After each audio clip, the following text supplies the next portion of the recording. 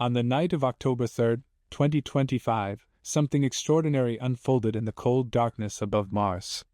High above the rust-colored plains and ancient valleys of the red planet, spacecraft from Earth turned their cameras skyward, away from their usual targets below, and captured images of a visitor from beyond our solar system.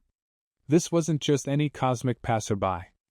This was 3I/Atlas, an interstellar comet that has traveled across the vast expanse between stars to grace our solar system with its presence. And what those Mars orbiters revealed in those precious moments would challenge our understanding of these mysterious travelers from the depths of space. For most of human history, we believed our solar system was an isolated island in the cosmos, protected by the gravitational embrace of our Sun. The 8 planets, their moons, the asteroids, and comets we'd studied for centuries all belonged to our stellar neighborhood. They were born here, orbiting the same star that warms Earth, following predictable paths through space that we could calculate and understand. But in recent years, that comfortable notion has been shattered. We now know that our solar system is not sealed off from the rest of the galaxy. Objects from other star systems, carrying with them the chemical signatures and secrets of distant suns, occasionally drift through our cosmic backyard. These interstellar visitors are incredibly rare, incredibly fast, and incredibly difficult to study. Until recently, we had confirmed the existence of only 2 such objects in all of human history. The first was 1I/Oumuamua, discovered in 2017. Its name, taken from Hawaiian, means scout or messenger, and it lived up to that designation by baffling scientists with its elongated shape and unexpected acceleration as it tumbled through our solar system. Then came 2I/Borisov in 2019, a comet that appeared more familiar, more comet-like, yet still carried the unmistakable signature of an origin beyond our Sun's influence. Both objects passed through quickly, leaving us with more questions than answers, their trajectories carrying them back into the interstellar void before we could fully comprehend what we were seeing. And then, on July 1, 2025, astronomers at the Atlas Telescope facility in Rio Hurtado, Chile, spotted something new against the backdrop of stars. Initial observations suggested another comet, perhaps one of the thousands that orbit our Sun in the distant reaches of the Kuiper Belt. But as more telescopes turned their attention to this faint smudge of light, as its trajectory was calculated and recalculated, the truth became undeniable. This was no ordinary solar system resident. The mathematics were clear and unambiguous. On the night, this object, quickly designated 3I/Atlas, was the 3rd confirmed interstellar visitor to pass through our cosmic neighborhood, and unlike its predecessors, this one was going to offer us an unprecedented opportunity. The trajectory of 3I/Atlas, plotted with increasing precision throughout the summer months, revealed something remarkable. While Oumuamua and Borisov had swept through our solar system at angles that made prolonged observation difficult, 3I/Atlas was traveling along a path nearly aligned with the plane where Earth, Mars, Venus, and the other planets orbit. Even more fortuitous, its journey would bring it within striking distance of Mars in early October, just as the comet was beginning to awaken, heated by the growing intensity of the Sun's radiation as it approached perihelion, its closest point to our star. Mars, at that moment in time, was perfectly positioned. The red planet, humanity's second home in terms of robotic exploration, hosts an armada of spacecraft. Orbiters from NASA, the European Space Agency, and other nations circle the planet continuously, their instruments designed to study Martian weather, map its surface, search for signs of ancient water, and support the rovers that crawl across its rust-colored surface. These spacecraft, sophisticated observers built to photograph Mars from just hundreds or thousands of kilometers away, were about to be asked to do something completely different. They would become our eyes for viewing an interstellar interloper, providing the closest detailed observations any human-made instrument could achieve. The challenge was immense. 3I/Atlas, even at its closest approach to Mars, would be 30 million kilometers away, roughly 19 million miles, a distance that seems close in astronomical terms but represents an enormous gulf of empty space. The comet's nucleus, its solid core of ancient ice and rock from another star system, measures perhaps a kilometer across, about the size of Manhattan Island. Trying to photograph such a small object from such a distance with cameras designed for an entirely different purpose would be like attempting to spot a mobile phone sitting on the moon's surface while standing on Earth. The comet would be 10,000 to 100,000 times fainter than the bright Martian landscapes these instruments were built to capture. Yet scientists couldn't resist the opportunity. Commands were uploaded. Spacecraft orientations were adjusted. The ExoMars Trace Gas Orbiter, a collaborative mission between the European Space Agency and Russia's space program, pointed its color and stereo surface imaging system toward the designated coordinates. Mars Express, ESA's veteran orbital surveyor, did the same. Even NASA's Perseverance rover, stationed in Jezero crater on the Martian surface, turned its gaze upward to capture what it could of this cosmic visitor passing overhead. And then, as October began, the images started arriving. Fuzzy white dots against the black void of space. A faint glow marking the position of 3I/Atlas as it swept past Mars at tremendous velocity. These weren't the crisp, detailed portraits we might hope for, but they were something far more valuable. They were direct observations of an object that originated in the depths of interstellar space, captured at a range closer than any Earth-based telescope could achieve.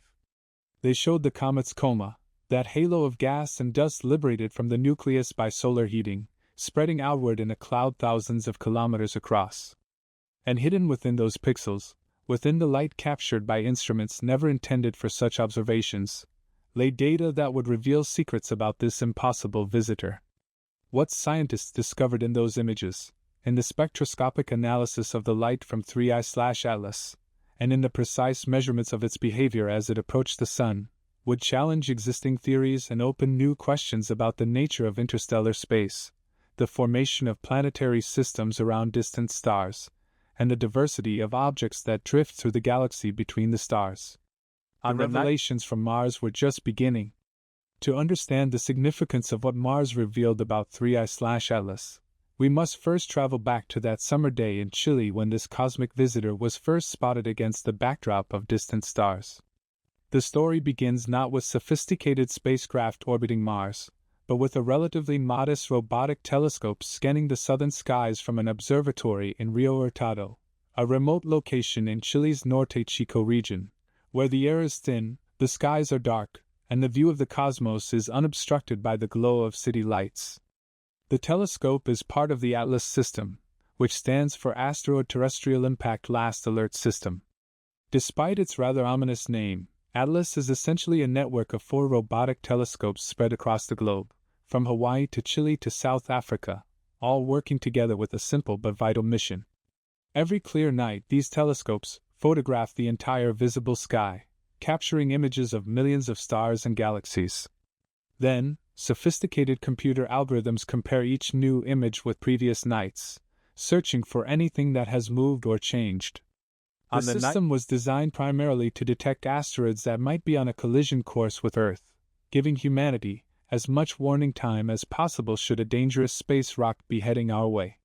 But on July 1, 2025, the Chilean ATLAS telescope found something far more intriguing than a near-Earth asteroid. At first, the detection was nothing more than a faint smudge of light in the constellation Sagittarius, barely visible at magnitude 18. Which means it was about 40,000 times fainter than the dimmest stars visible to the naked eye on a dark night. The computer algorithms flagged it as a moving object, something that had changed position relative to the background stars. It was given a temporary designation, a seemingly random string of characters, A11PL3Z, and its coordinates were transmitted to the Minor Planet Center, a clearinghouse operated by the International Astronomical Union where all discoveries of asteroids and comets are reported and catalogued. In those early hours after detection, nobody knew quite what they were looking at. The object appeared fuzzy rather than point-like, suggesting it might be a comet rather than an asteroid. Comets, after all, are icy bodies that develop an atmosphere of gas and dust when heated by the sun, creating that characteristic fuzzy appearance even in telescopes. But the trajectory data, calculated from just a handful of observations, hinted at something unusual. The orbit seemed highly eccentric, extremely elongated, perhaps even approaching a hyperbolic path. This raised an interesting possibility, one that sent a ripple of excitement through the astronomical community. Could this be another interstellar visitor? Within hours, other telescopes around the world were being pointed at the coordinates. Professional observatories and amateur astronomers alike joined the effort, capturing additional images to refine the orbit calculation. Every observation mattered. Every measurement of the object's position against the background stars helped constrain the mathematical solution to its trajectory. And as more data poured in, as the orbital calculations became more precise, the truth became undeniable. This was no ordinary comet from the Kuiper belt or Oort cloud. This was something that had traveled across the vast gulf between stars to visit our solar system. The mathematics were elegant and unambiguous. When astronomers calculate an orbit, they use several parameters to describe the path an object takes through space. One of the most important is called eccentricity. For a perfect circle, the eccentricity is 0. For an ellipse, which is the shape of most planetary orbits, the eccentricity is between 0 and 1. But for an object moving fast enough to escape the sun's gravity entirely, the eccentricity exceeds 1, and the path becomes a hyperbola, an open curve that never closes back on itself. The object comes in from interstellar space, swings around the sun once, and then heads back out into the void, never to return. For 3I/Atlas, the eccentricity calculated to approximately 6.14. This wasn't just slightly hyperbolic. This was profoundly, dramatically hyperbolic. The number was so high that the comet's path through our solar system appeared almost like a straight line, barely bending as it encountered the sun's gravitational pull. This object was moving at tremendous velocity, carrying momentum from whatever processes launched it into interstellar space millions or billions of years ago, from a star system potentially hundreds of light years away. The astronomers quickly calculated another important parameter called the hyperbolic excess velocity. This is the speed an interstellar object has relative to the Sun when it's far enough away that the Sun's gravity no longer significantly affects it. For 3I/Atlas, this velocity worked out to about 58 kilometers per second, or roughly 130,000 miles per hour. To put that in perspective, that's fast enough to travel from Earth to the Moon in just over 3 hours. It's faster than either of the two previous interstellar visitors. 1I/Oumuamua had a hyperbolic excess velocity of 26 kilometers per second. 2I/Borisov clocked in at 32 kilometers per second. 3I/Atlas was nearly twice as fast as Oumuamua, racing through our solar system at speeds that would be impossible for any object born under our sun's gravitational influence. But speed and trajectory alone don't make an object interesting. What really captured the attention of astronomers worldwide was the opportunity this presented. Unlike Oumuamua, which was first detected when it was already on its way out of the solar system, leaving researchers scrambling to observe it before it faded from view, 3I/Atlas was discovered while it was still inbound. The comet was spotted at a distance of 4.5 astronomical units from the Sun, roughly between the orbits of Mars and Jupiter, with months of observations ahead before it would reach its closest approach to the Sun in late October. This was an unprecedented gift of time. The entire astronomical community could mobilize. Observing campaigns could be planned. The world's most powerful telescopes could be scheduled. Every major observatory that could possibly contribute would have the chance to study an interstellar visitor in detail. And study it they did. NASA's Hubble Space Telescope turned its gaze toward 3I/Atlas in late July, capturing images that revealed the comet's developing coma, that cloud of gas and dust being liberated from its icy nucleus by the increasing warmth of solar radiation. The images showed a teardrop-shaped dust tail already beginning to form. The James Webb Space Telescope, humanity's newest and most powerful space observatory, observed the comet in early August, using its near-infrared spectrograph to analyze the light coming from the coma and determine its chemical composition. Ground-based observatories from Chile to Hawaii pointed their instruments skyward. Amateur astronomers with backyard telescopes contributed their observations. Even NASA's SphereX Space Observatory, designed primarily to study distant galaxies, took time to observe this rare visitor. What emerged from this intensive observational campaign was a portrait of an object unlike anything seen before. The James Webb observations, in particular, revealed something startling about the comet's chemistry. The spectrum of light from 3I/Atlas showed strong absorption features indicating the presence of carbon dioxide, CO2, in extraordinary amounts. When astronomers calculated the ratio of carbon dioxide to water in the comet's coma, they found it to be approximately 8:1. For every molecule of water vapor being released, 8 molecules of carbon dioxide were escaping. This ratio was, quite literally, out of this world. No comet in our solar system has ever been observed with such an extreme carbon dioxide dominance. Typical solar system comets show water as the primary volatile, with carbon dioxide playing a supporting role. 3I/Atlas had flipped that relationship entirely. This unusual composition immediately sparked questions and theories. Why would an interstellar comet be so different from the comets born in our own solar system? What does this tell us about the star system where 3I/Atlas originated? Carbon dioxide ice sublimates, or transitions directly from solid to gas, at much lower temperatures than water ice.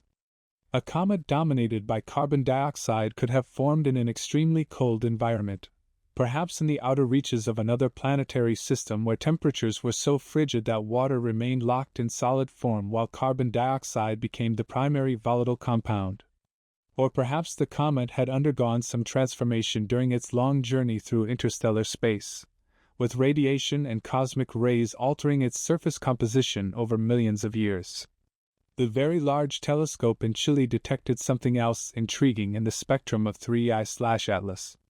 Spectral lines indicating the presence of cyanide gas and atomic nickel vapor appeared in the light from the comet, at concentrations similar to those seen in solar system comets. So while the carbon dioxide ratio was wildly unusual, other aspects of the comet's chemistry seemed more familiar, suggesting that whatever processes create comets might operate similarly across different star systems. The comet was simultaneously alien and familiar, a paradox wrapped in an envelope of sublimating ice. Observations also attempted to determine the size of 3I/Atlas's nucleus, the solid core of ice and rock at its center. This proved challenging because the nucleus was surrounded by the bright coma, making it impossible to see the nucleus directly or separate its light from the surrounding gas and dust. Based on the overall brightness and making assumptions about how reflective the surface might be, astronomers estimated the nucleus diameter to be somewhere between 300 meters and 5.5 kilometers, with the most likely value being less than 1 kilometer. If that estimate is correct, the nucleus of 3I/Atlas is roughly the size of Manhattan Island, a small world of ancient ice carrying the chemical fingerprints of another star system. As summer turned to autumn, as 3I/Atlas continued its inexorable journey inward toward the sun, the comet's activity increased.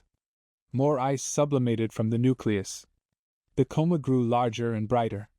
And the trajectory calculations showed that in early October, the comet would pass within 30 million kilometers of Mars, closer than any Earth-based telescope could observe it.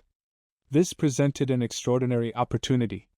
Mars, humanity's second most explored world, hosts a fleet of spacecraft in orbit, sophisticated machines designed to study the red planet below. But what if these orbiters could be convinced to look away from Mars, even briefly, and instead photograph this interstellar visitor as it swept past?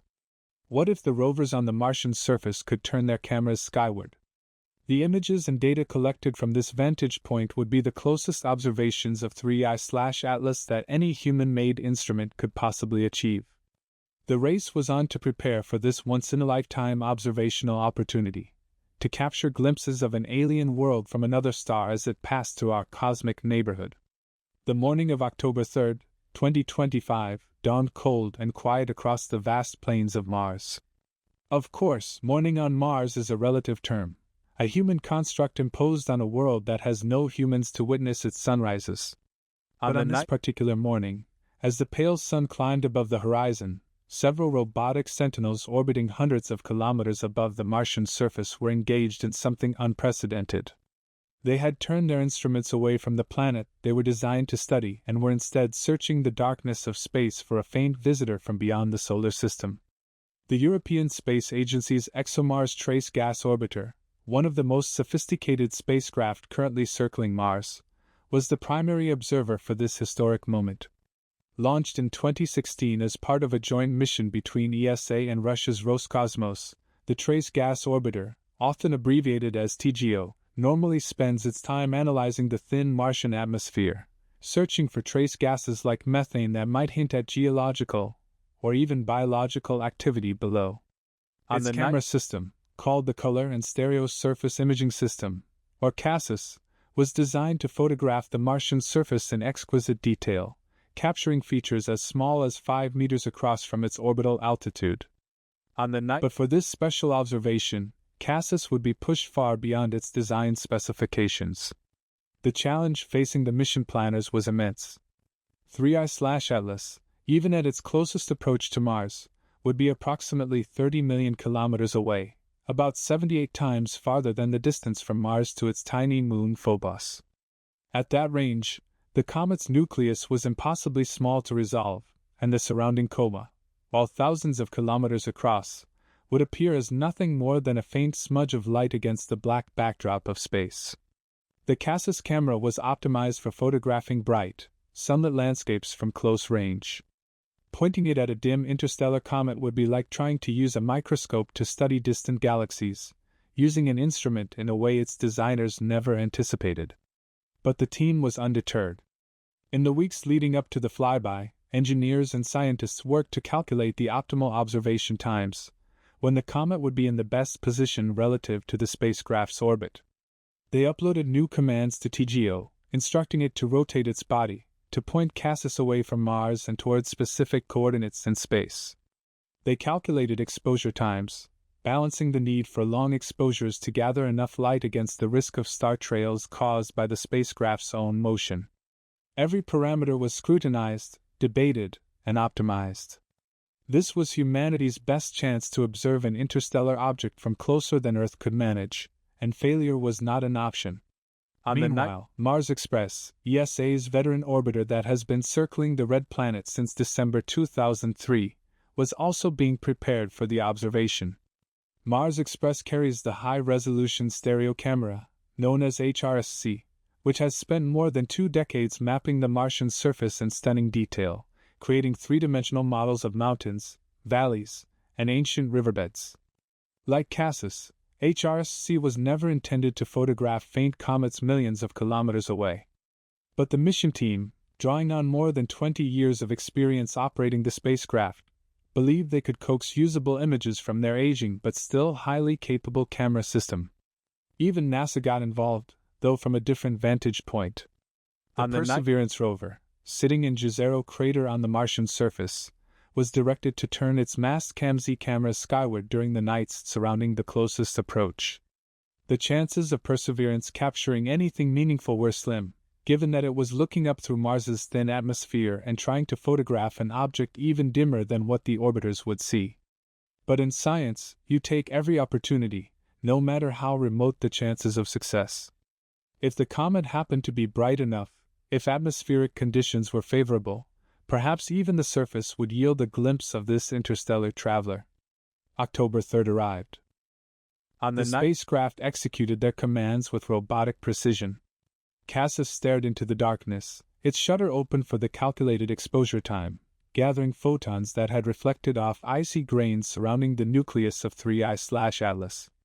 HRSC did the same. And then the data was stored in onboard memory, waiting for the next communication window when it could be transmitted back to Earth at the glacial pace that interplanetary distances impose. Days would pass before mission control would know if the observations had succeeded. When the first images finally arrived at ESA's operations center in Darmstadt, Germany, there was an audible gasp in the room. Not because the images were stunningly clear or beautifully detailed, they weren't. The comet appeared as nothing more than a small, fuzzy white blob against a field of black, exactly as expected. But that fuzzy blob was real. It was there. Against all odds, the cameras designed to photograph Martian landscapes had successfully captured an object from another star system, 30 million kilometers distant, 10,000 times fainter than their intended targets. The observation had worked. But the real excitement came when scientists began analyzing not just the images, but the spectroscopic data that accompanied them. You see, when astronomers observe a comet, they're not just interested in taking pretty pictures. The real scientific value comes from analyzing the light itself, breaking it down into its component wavelengths like a prism separates white light into a rainbow. Different molecules absorb and emit light at specific wavelengths, creating a unique fingerprint that reveals the chemical composition of the comet's coma. By studying these spectral fingerprints, scientists can determine what gases are being released as the comet's ice sublimates in the warmth of the sun. The spectroscopic observations from Mars, combined with the ongoing campaign from Earth-based and space-based telescopes, revealed something that genuinely puzzled the scientific community. The extreme dominance of carbon dioxide over water, already noted from James Webb observations in August, was being confirmed and refined with each new measurement. But there was more. The ratio of carbon dioxide to water wasn't just unusual, it was changing as the comet approached perihelion, its closest point to the Sun. In a typical solar system comet, as it gets closer to the Sun and warmer, the outer layers of ice sublime away, and the composition of the coma often changes. Water ice, which requires warmer temperatures to sublime, becomes more prominent as the comet heats up and the surface layers erode. But 3I/Atlas seemed to be doing the opposite. The carbon dioxide dominance was actually increasing as it approached the Sun, not decreasing. This behavior was backwards, upside down, impossible according to standard comet models. Several theories quickly emerged to explain this paradox. Perhaps the comet's nucleus was differentiated, with different layers having different compositions. Maybe the outer shell was particularly rich in carbon dioxide ice, and the comet hadn't yet heated enough to sublime through to deeper, potentially water-rich layers. Or perhaps the entire nucleus was compositionally homogeneous but the thermal properties of the ice were unusual, with carbon dioxide continuing to sublime efficiently even as temperatures rose, while water remained locked in the matrix. Another possibility, proposed by several research teams, was even more intriguing. What if the comet's surface was covered in a layer of dark, organic-rich material, a kind of crust formed by radiation exposure during its millions of years drifting through interstellar space? Such a crust could act as an insulating layer, keeping the interior cold even as the comet approached the Sun. Carbon dioxide, which sublimes at lower temperatures than water, could escape through cracks and fissures in this crust, while water remained trapped beneath. As the Sun heated the crust, the pressure of sublimating carbon dioxide beneath could increase, actually enhancing its escape rate and maintaining, or even increasing the unusual composition ratio. The Mars observations provided another crucial piece of information: the activity level of the comet. By measuring the brightness and size of the coma from the Martian vantage point and comparing it to simultaneous observations from Earth and space-based telescopes, scientists could triangulate the comet's three-dimensional structure and estimate how much material was being lost each second. The calculations suggested that 3I/Atlas was shedding approximately 100 kilograms of material per second at the time of the Mars encounter, a relatively modest activity level for a comet. This was consistent with a small nucleus, perhaps confirming the estimates of a Manhattan-sized core less than a kilometer in diameter. But here's where things got truly fascinating, and perhaps even impossible by conventional understanding.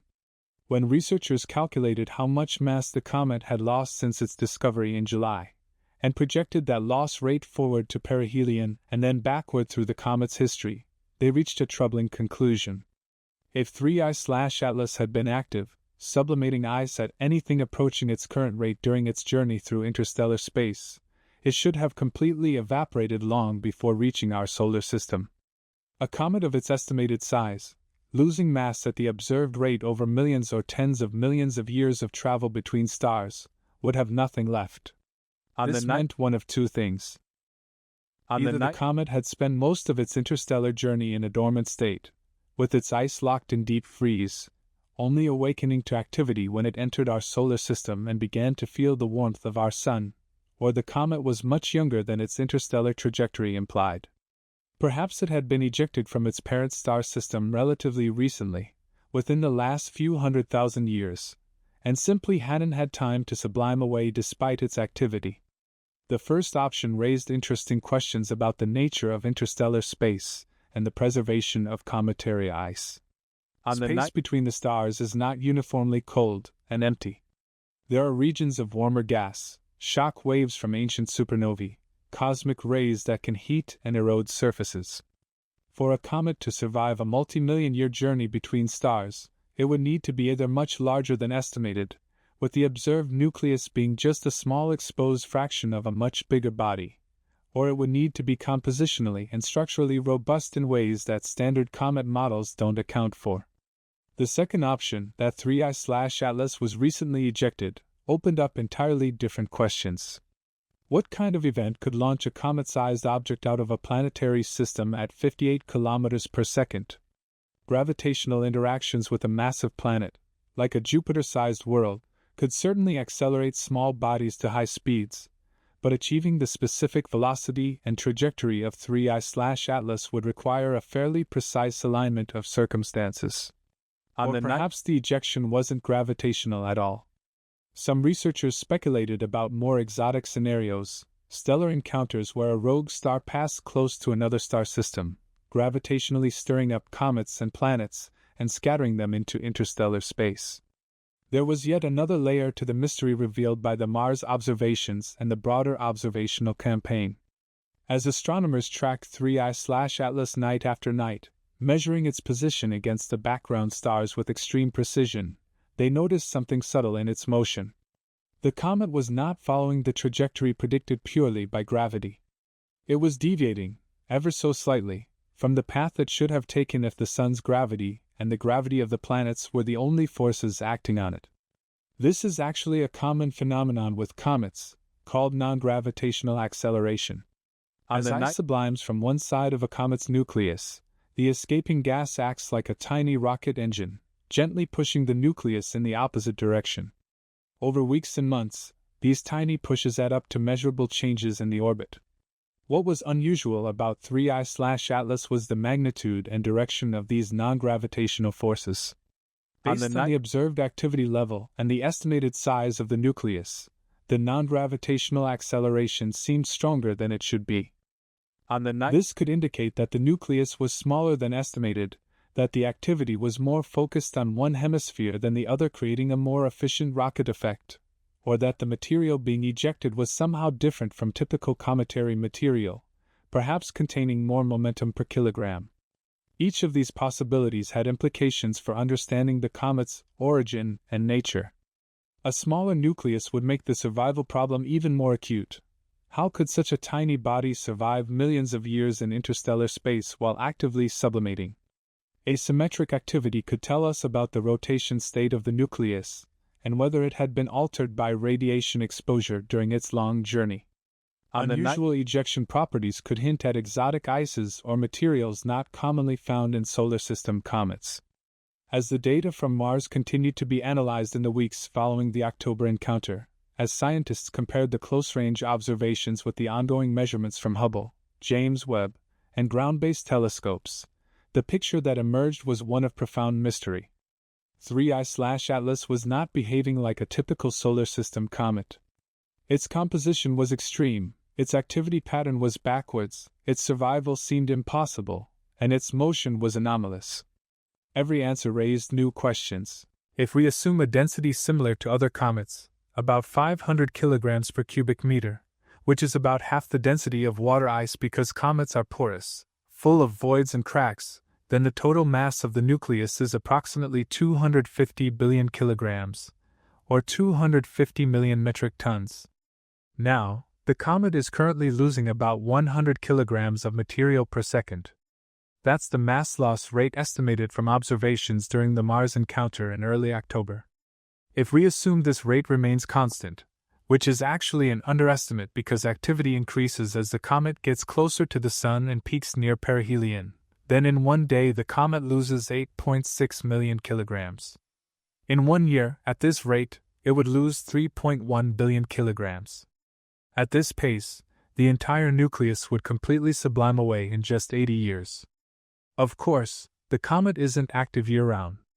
It's only active when close enough to a star for solar radiation to heat the ice above the sublimation temperature. In our solar system, comets typically become active inside about 5 astronomical units from the Sun, roughly Jupiter's distance. 3I/Atlas is on a hyperbolic trajectory that brings it briefly through the inner solar system. It entered the region where activity could occur sometime in late spring or early summer of 2025, and it will exit that region in late autumn or early winter, spending perhaps 6 months in an active state. So the 80-year estimate needs to be adjusted. If the comet spends only 6 months active out of every, let's say, few million years of travel between stars, then theoretically it could survive longer. But here's the problem. Even if 3I/Atlas has been traveling for just 1 million years since leaving its parent star system, and even if it was only active for the brief time it passed through that system before being ejected plus the current 6 months in our system, the mass loss from those periods would still be substantial. And the journey time is almost certainly much longer than 1 million years. At 58 kilometers per second, 3I/Atlas travels about 1.8 light-years every 10,000 years. The nearest star system to our Sun, Alpha Centauri, is 4.3 light-years away. So reaching our solar system from even the nearest neighboring star would take about 24,000 years. And if 3I/Atlas came from farther away, from a star system tens or hundreds of light-years distant, the travel time extends into millions of years. During that journey through interstellar space, the comet is exposed to cosmic rays, high-energy particles that zip through the galaxy at nearly the speed of light. These cosmic rays collide with the ice in the comet's nucleus, depositing energy and causing slow but continuous sublimation even in the frigid environment of interstellar space. Laboratory experiments have shown that ice exposed to cosmic ray bombardment loses mass over time. The rate is slow, perhaps micrograms per square meter per year, but over millions of years this adds up. For a comet the size of 3I/Atlas, cosmic ray erosion alone could sublime away meters or even tens of meters of surface material during a multi-million-year journey.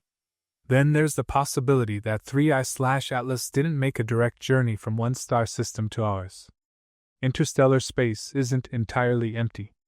There are clouds of gas and dust, remnants of ancient supernovae, regions where stellar winds collide and create shock waves.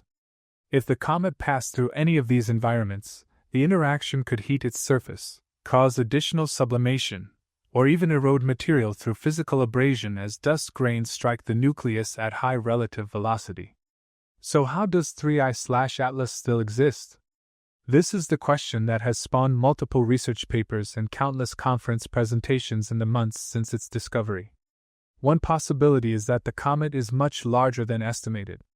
Perhaps what we're observing as the nucleus is actually just the exposed tip of a much bigger body, with the majority of the mass buried beneath an insulating crust of dust and organic compounds. This crust, formed by radiation processing of the surface over millions of years, could be thick enough and dark enough to protect the underlying ice from sublimation. When the comet enters a star system and heats up, only the exposed ice sublimates, while the bulk of the nucleus remains preserved beneath its protective shell. This armored comet hypothesis has some observational support. The spectrum of 3I/Atlas shows evidence of complex organic molecules, carbon-based compounds that could form the kind of radiation process crust described. And the non-gravitational acceleration, the small deviation from a purely gravitational orbit caused by the rocket effect of sublimating ice, is consistent with a small active area on a larger body. If only a fraction of the surface is actively sublimating while the rest is covered by insulating crust, that could explain both the observed activity level and the survival over long timescales. Another possibility returns us to the idea of a recent ejection. If 3I/Atlas was launched from its parent star system relatively recently, within the last 100,000 years or less, then the survival problem largely disappears. The comet simply hasn't had enough time to sublime away. But this raises the question of mechanism. What event could eject a comet so recently and send it on a trajectory that happens to intersect our solar system? The odds of a randomly ejected object from a random nearby star arriving here by chance are astronomically small. There are billions of possible directions an ejected comet could travel, and only an infinitesimally small fraction of those trajectories lead to our solar system. Some researchers have explored whether gravitational focusing could make such encounters more likely than simple probability suggests. When an interstellar object approaches a star system, the star's gravity bends the object's trajectory, potentially steering it into paths it wouldn't have followed otherwise. In principle, this gravitational focusing could increase the number of interstellar objects that pass through the inner regions of star systems where they're observable. But the effect is modest, increasing probabilities by factors of a few, not by the orders of magnitude needed to make recent ejections a fully satisfying explanation. There's also the intriguing question of whether 3I/Atlas is part of a population, not a lone wanderer but one of many similar objects streaming through the galaxy. If interstellar comets are far more common than previously believed, then the odds of observing one improve dramatically. Early estimates, based on the discovery rate of interstellar objects and the volume of space our surveys cover, suggest there might be thousands of interstellar objects within our solar system at any given time, most of them too small or too faint to detect. If this population estimate is correct, then 3I/Atlas is simply the third that we've been fortunate enough to spot, but countless others are passing through unobserved. This possibility has profound implications for our understanding of galactic dynamics. If planetary systems regularly eject large numbers of comets and asteroids into interstellar space, then the galaxy is full of these nomads, a sea of orphaned worlds drifting between the stars. Some calculations suggest that the total mass of interstellar objects in the Milky Way could rival the mass of all the planets in all the star systems combined, a hidden component of galactic matter that we're only beginning to recognize. Each theory attempting to explain 3I/Atlas has strengths and weaknesses. Each makes predictions that can potentially be tested with future observations. And each, in its own way, challenges some aspect of our current understanding of planetary systems, comets, or the interstellar environment. The extreme carbon dioxide composition challenges models of comet formation and volatile condensation. The survival problem challenges our understanding of cometary lifetimes and the nature of interstellar space. The recent trajectory and non-gravitational forces challenge theories of dynamical evolution and ejection mechanisms. 3I/Atlas is not just an interesting object, it's a stress test for our theories, exposing gaps in our knowledge and pointing toward new research directions. In the face of the impossible, science adapts, evolves, and ultimately grows stronger. The discovery and observation of 3I/Atlas represents far more than just adding another entry to the catalog of interstellar visitors. This enigmatic comet from beyond our solar system carries implications that ripple across multiple branches of astronomy and planetary science, fundamentally altering how we think about the formation of planetary systems, the nature of the galaxy itself, and our place within the vast cosmic ecosystem. Each measurement, each spectral line, each pixel of data collected from Mars and Earth tells a story that extends billions of years into the past and potentially millions of light years across space. Perhaps the most profound implication emerges from the age estimates calculated by multiple research teams in the months following the discovery. By analyzing the comet's velocity relative to the Sun and breaking it down into components that describe its motion through the galaxy, astronomers can work backward to deduce something remarkable about its history. 3I/Atlas is not moving with the general population of young stars that populate the neighborhood around our Sun. Instead, its vertical velocity component, the speed at which it's moving up through the galactic disk, is unusually high.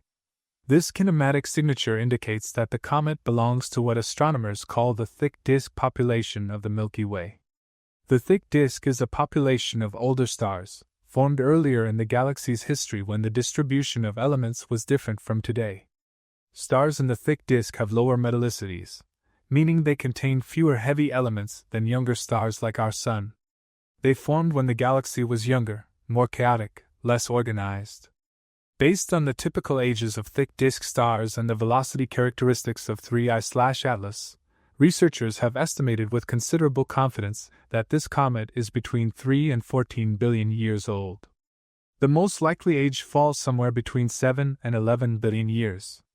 To put that in perspective, our entire solar system is only 4.6 billion years old. 3I/Atlas may well be older than Earth, older than Jupiter, older than the Sun itself. It could be the oldest comet ever directly observed, a time capsule from an era when the Milky Way was in its youth. This ancient origin carries staggering implications for our understanding of planetary system formation. If 3I/Atlas is indeed billions of years older than our solar system, it means that the processes that create comets, that build planetary systems from disks of gas and dust around young stars, were operating efficiently in the early galaxy under very different conditions than those that prevailed when our own system formed. The early galaxy had lower metallicity, fewer heavy elements like carbon, nitrogen, and oxygen available to build planets and comets. Stars forming in that environment would have protoplanetary disks with different chemistries, different ice compositions, different ratios of elements. And yet comets still formed. Small icy bodies were still ejected into interstellar space, still wandered the galaxy for billions of years before arriving in our solar system by chance. This suggests a remarkable universality to planetary system formation. The specific details might vary, the chemistry might differ, the exact processes might be tuned by local conditions. But the overall architecture, the general outcome, appears consistent across vast spans of time and space. If planetary systems were efficiently producing and ejecting comets 7 billion years ago, when the galaxy was young and chemically primitive by modern standards, then the formation of planetary systems is not a delicate process requiring precise conditions.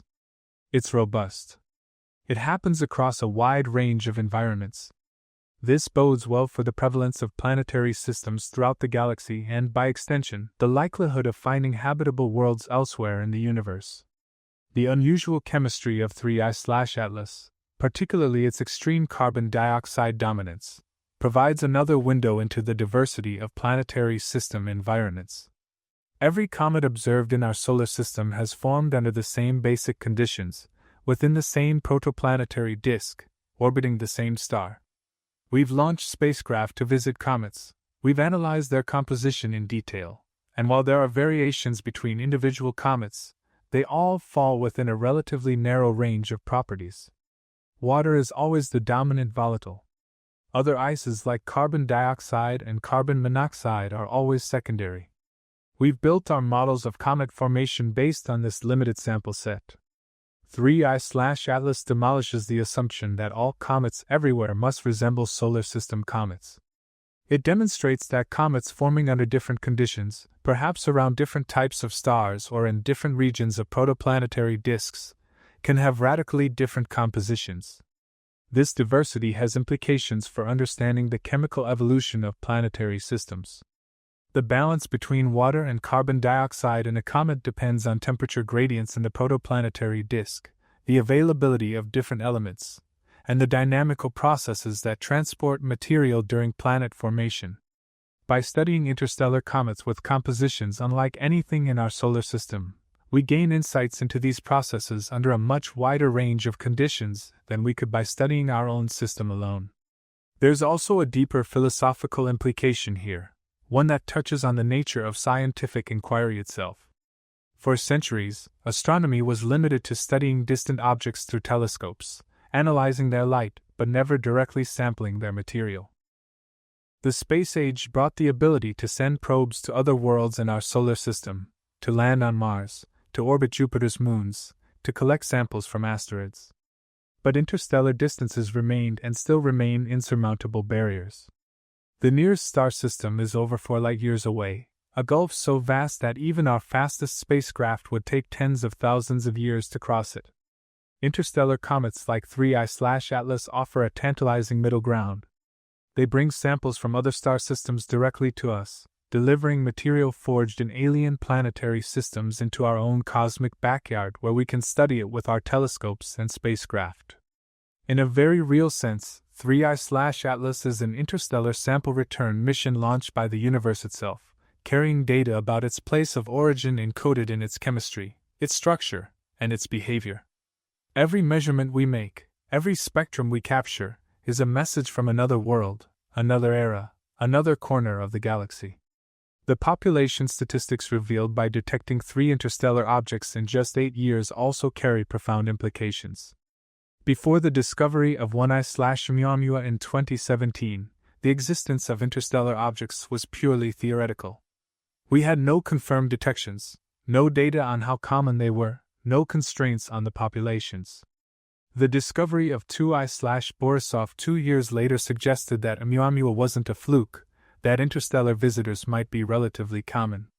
Now, with 3I/Atlas, we can begin doing actual statistical analysis. Preliminary calculations suggest that at any given time, there could be thousands or even tens of thousands of interstellar objects within our solar system, most of them too small or too faint for our current telescopes to detect. If that estimate is accurate, it means the galaxy is absolutely teeming with these nomadic worlds, objects ejected from their birth systems and now wandering between the stars. The total mass locked up in this population of interstellar travelers could be enormous, potentially rivaling the mass of all planetary systems combined. We may be living in a galaxy that is as much defined by the objects drifting between stars as by the objects orbiting stars. This hidden population has implications for understanding galactic dynamics and the evolution of planetary systems over cosmic time. If most planetary systems eject significant numbers of comets and asteroids into interstellar space, then planet formation is not a clean, efficient process where all the material either gets incorporated into planets or remains in tidy belts of debris. Instead, it's chaotic, violent, with material scattered far and wide. The very process that builds planets also populates the galaxy with wanderers. As we look to the future, the study of 3I/Atlas and future interstellar visitors will help refine our understanding of these processes. New telescopes coming online in the next decade, like the Vera Rubin Observatory with its wide-field survey capability, are expected to detect dozens or even hundreds of interstellar objects per year. Each new detection will add to our statistical sample, constraining the population models and revealing the diversity of these cosmic travelers. We stand at the threshold of a new era in astronomy, where interstellar objects transition from exotic curiosities to routine subjects of study, each one adding a piece to the grand puzzle of how planetary systems form, evolve, and populate the galaxy with their cast-off material. As we reach the end of our journey through the mysteries of 3I/Atlas, it's worth taking a moment to reflect on the remarkable story we've witnessed unfold across these past few months. What began as a faint smudge of light detected by a robotic telescope in the Chilean desert on July 1, 2025, has evolved into one of the most profound astronomical discoveries of our generation, challenging our assumptions about the universe and revealing just how much we have yet to learn about the cosmos that surrounds us. The images captured by spacecraft orbiting Mars in early October represent far more than just photographs of a distant comet. They are testaments to human ingenuity and curiosity, proof that when we build machines to explore other worlds, we gain perspectives that Earth alone cannot provide.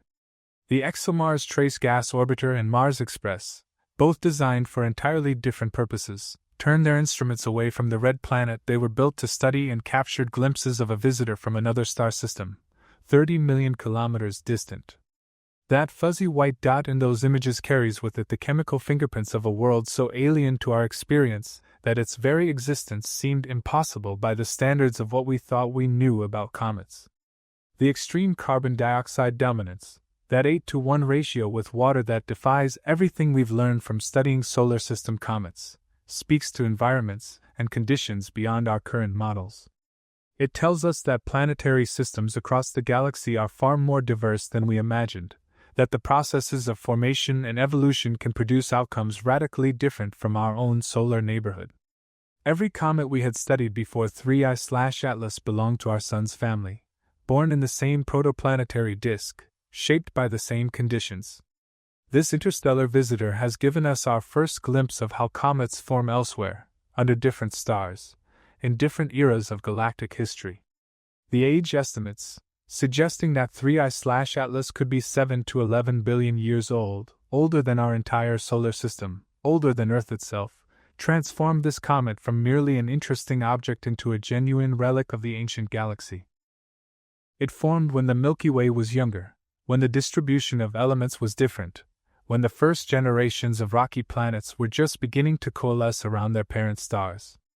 And somehow, against all odds, It survived the journey across billions of years and potentially hundreds of light years to arrive in our solar system at precisely the moment when humanity had developed the technology to detect and study it. The improbability of that timing is staggering. Had 3I/Atlas arrived even 50 years earlier, we would have lacked the instruments to recognize it as interstellar. Had it arrived on a slightly different trajectory, we might never have detected it at all. The survival mystery remains one of the deepest puzzles. The calculations suggest that a comet of this size, actively sublimating at the observed rate, should not have enough mass to survive a multi-million-year journey through interstellar space. And yet here it is, real and observable, defying our models and forcing us to reconsider our understanding of how comets evolve, how they interact with the interstellar environment, how they preserve their volatile ices across vast spans of time. Perhaps there are protective crusts we haven't accounted for. Perhaps the comet is larger than we estimate. Perhaps the journey was shorter than we think. Each possibility opens new avenues of research, new questions to explore, new observations to plan. What makes this discovery so profound is not just the scientific data it provides, but what it represents for humanity's place in the cosmos. For most of our history as a species, we believed ourselves to be at the center of creation, unique and special. The Copernican revolution displaced us from that central position, teaching us that Earth orbits the Sun, not the other way around. Later discoveries showed that our Sun is just one star among hundreds of billions in our galaxy, and our galaxy is just one among trillions in the observable universe. With each step, we've learned humility, recognizing that we occupy no privileged position in space or time. The detection of interstellar objects like 3I/Atlas adds another dimension to that cosmic humility. Our solar system is not isolated.